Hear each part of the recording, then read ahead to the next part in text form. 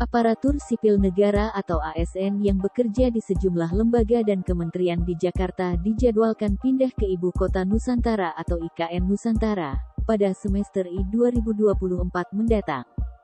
Dengan demikian, akan ada sejumlah aset pemerintah di Jakarta yang akan ditinggal penghuninya ke IKN Nusantara, Kalimantan Timur. Menteri Keuangan Sri Mulyani pun mengajak para pengusaha mengelola aset pemerintahan yang akan segera ditinggalkan tersebut. Dilansir dari Kompas.com, Sri Mulyani Indrawati menyebut terdapat aset negara senilai Rp1.464 triliun di Jakarta yang perlu dikelola saat pemerintah pusat pindah ke Ibu Kota Nusantara. Nilai dari aset di Jakarta menurut DJKN, Direktorat Jenderal Kekayaan Negara, mencapai Rp1.464 triliun.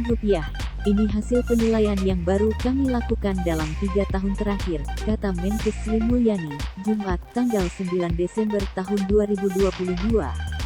Aset negara di Jakarta yang nantinya akan ditinggalkan perlu dikelola sehingga menghasilkan nilai tambah yang lebih tinggi dari nilai pengelolaannya. Nantinya aset negara di Jakarta akan dikelola secara terintegrasi oleh Kementerian Keuangan Kemenkeu, setelah ditinggalkan oleh pegawai kementerian atau lembaga yang berpindah ke IKN Nusantara. Setiap aset perlu diidentifikasi bagaimana keberlanjutan pengelolaannya yang dapat menghasilkan keuntungan bagi negara. Apakah akan disewakan? Imbuh Sri Mulyani. Kementerian dan lembaga pemerintah pusat akan berpindah secara bertahap ke IKN Nusantara sehingga perlu dipetakan aset yang ditinggalkan terlebih dahulu dan perlu segera dikelola. Selain itu, kata dia, pelaku usaha juga perlu diajak berpartisipasi dalam mengelola aset negara yang sesuai dengan rencana pengembangan Jakarta ke depannya. Jakarta perlu diubah menjadi kota dengan lebih banyak aktivitas non-pemerintahan. Jadi banyak dimensi yang perlu ditangani dalam transisi di pengelolaan aset yang telah ada dan pemindahan ke ibu kota baru, ucap Sri Mulyani.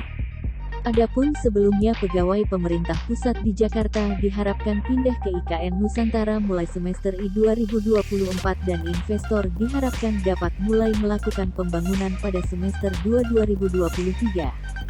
Sri Mulyani juga menyebut Indonesia menjadi salah satu dari sedikit negara di dunia yang melakukan pencatatan terhadap aset-asetnya dan membuat neraca keuangan negara. Dahulu saya managing director di Bank Dunia.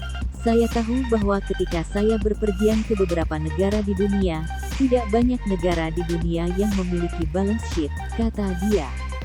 Adapun pencatatan terkait lokasi, kondisi, dan nilai aset negara di Indonesia dilakukan saat pemerintah mulai mereformasi pengelolaan aset negara dengan penerbitan Undang-Undang Nomor 1 Tahun 2004 tentang Perbendaharaan Negara.